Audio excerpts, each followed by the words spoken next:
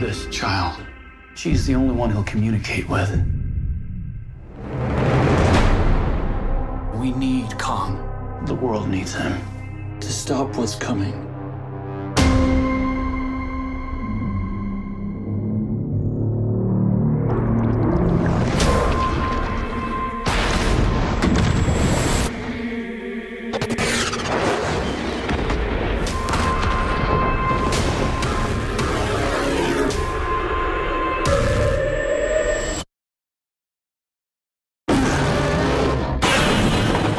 It's Godzilla.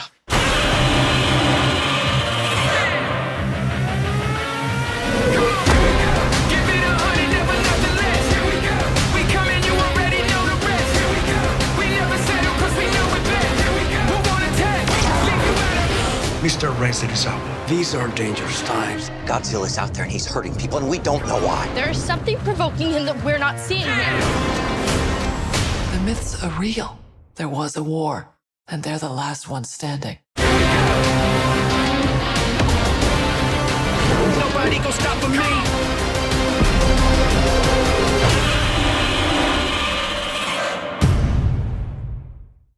Welcome back, everyone. This is going to be my new Godzilla vs. Kong trailer video. They dropped an alternate trailer with a bunch of different footage, so we'll break it all down. It's kind of like the Godzilla vs. Kong Super Bowl trailer, even though it's like the Japanese version of the trailer. Thankfully, they just released a whole bunch of different footage during it. If you're new to the channel, I will be doing videos for the movie, so be sure to subscribe to get everything. Obviously, it's coming March 26th on HBO Max. It'll also be coming to theaters if theaters are open where you live. So if you really do want to see it on a big screen like an IMAX, you might have the opportunity to do that. Just depends on where theaters are open around you.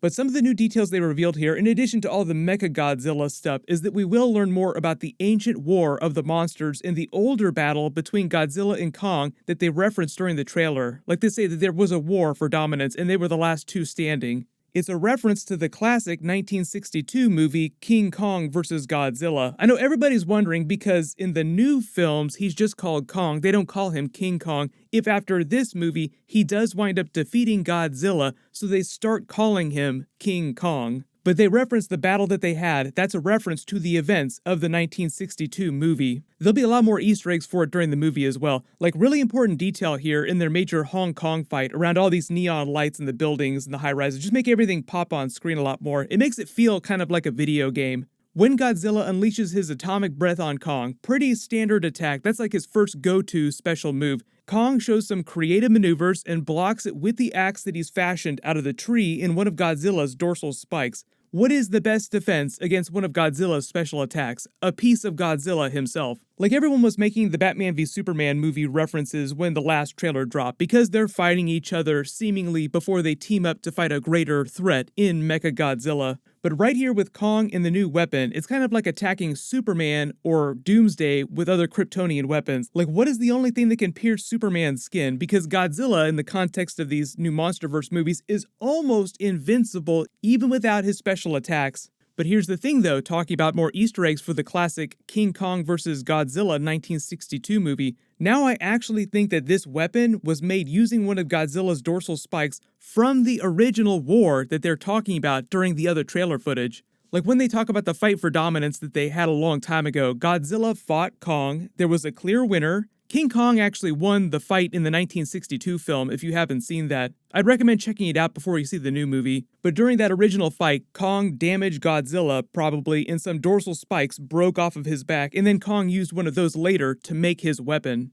We also got confirmation on some of the other Titans that we see during the trailer and what's going on with them. So, what was originally the Nozuki, like the giant flying snake Titans on Skull Island, they're actually calling those war bats in the new Godzilla vs. Kong movie, but it's the same basic Titan from the classic films. The other one in the separate fight is Kamazotz, the Bat Titan. The name literally translates to Death Bat, and he was the Mayan bat god associated with the night, death, and sacrifice. As far as we know, they and Mechagodzilla are the only brand new Titans debuting during the movie, but we'll see if any others show up.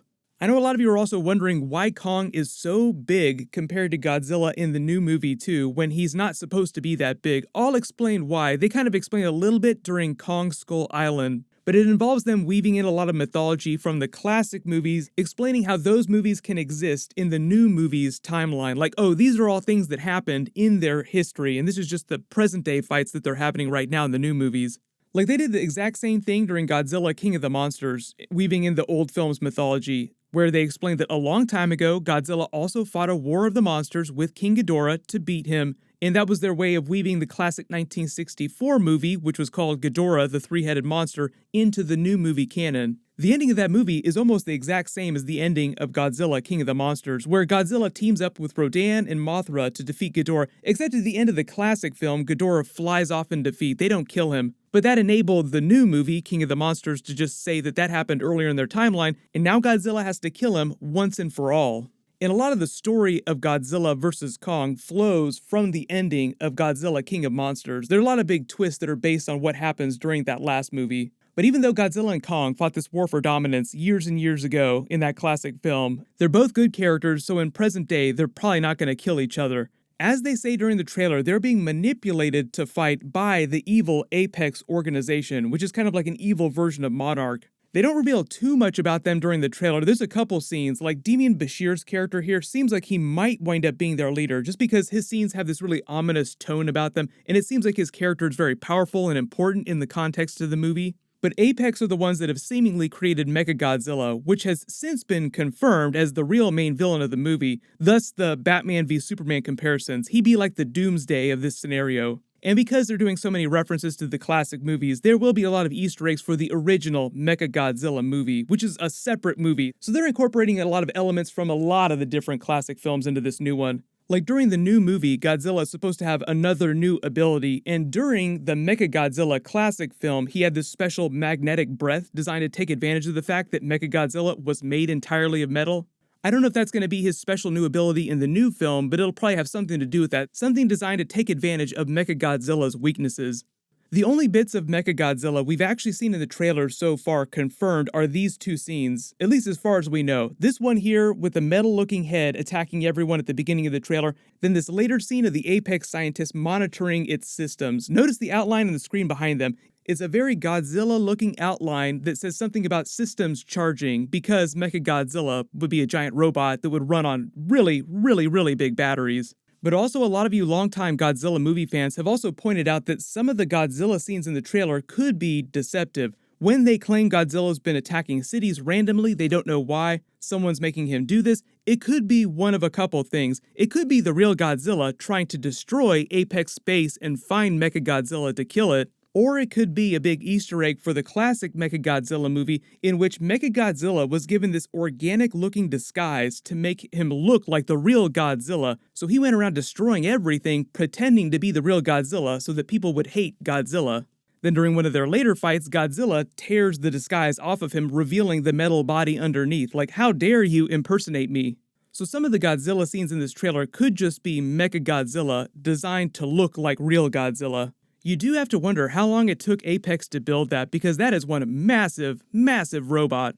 But the whole idea of this arc that they're weaving through all the new movies is that Apex has been harvesting DNA from the monsters and using it to create weapons and other products to profit from. They mentioned that briefly when they were in the Monarch base in the last film.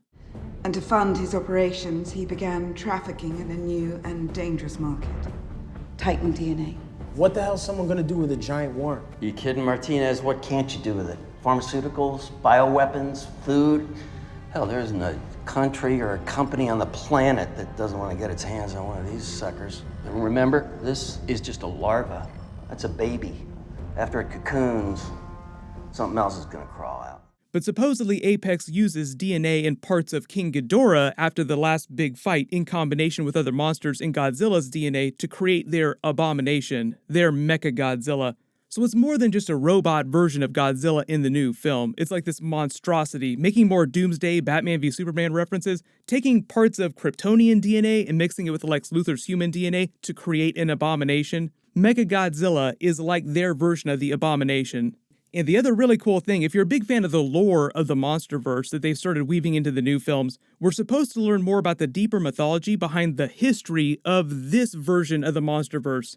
Remember the underwater temple that was Godzilla's home for thousands of years during King of the Monsters? They had all these Easter eggs. It seems like they spent a lot of time developing this ancient culture, but then they blew it up with that atomic bomb when they were trying to regenerate Godzilla's power. Like, oh, it would have been cool to explore more of that and learn more about that temple. But they did explain that this ancient culture that predates all known civilizations from thousands and thousands of years ago worshiped the monsters as gods. And not just this particular temple, these particular people. People all over the world worshipped all the monsters as gods, not just Godzilla and Kong.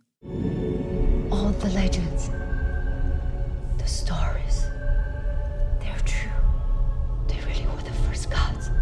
If only the earth and stones could speak the stories they could tell us. But apparently in the new movie, we're supposed to learn more about these ancient people, this ancient culture.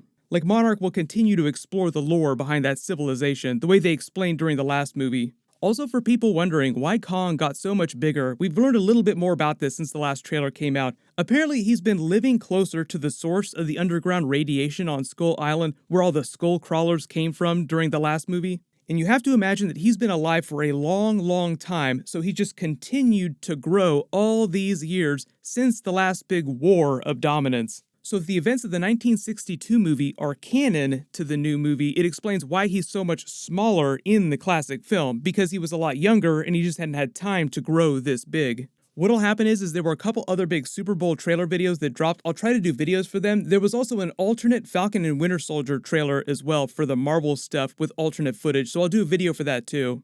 Leave all your video requests in the comments below. You can click here for that brand new Falcon and Winter Soldier trailer. I'll be doing episode videos for that real soon. And you can click here for that brand new WandaVision Episode 6 trailer video. Thank you so much for watching. Everyone stay safe, and I'll see you guys tonight.